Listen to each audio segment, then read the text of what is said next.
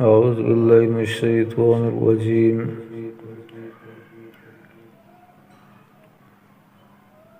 بسم الله الرحمن الرحيم.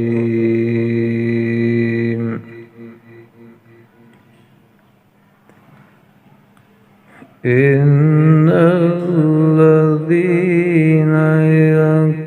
يكتمون ما أنزل الله من الكتاب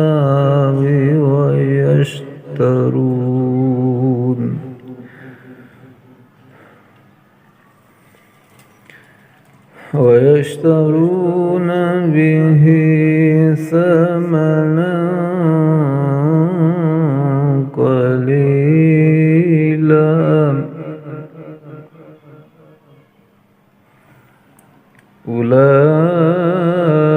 أولئك ما يأكلون في بطونهم إلا النار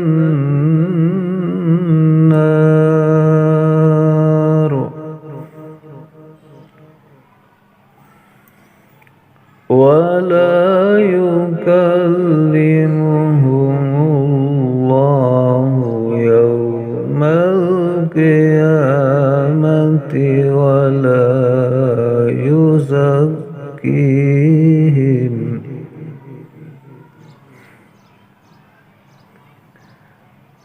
ولهم عذاب أليم.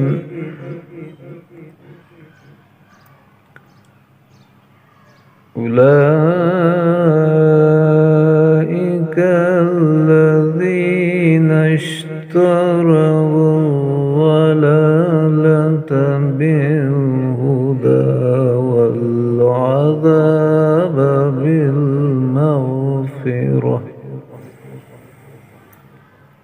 فما أصبرهم على النار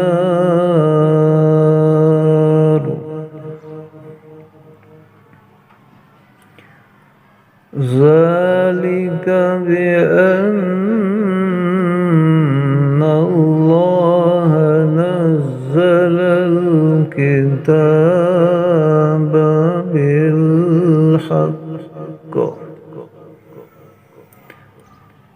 وإن الذين اختلفوا في الكتاب لفي شقاق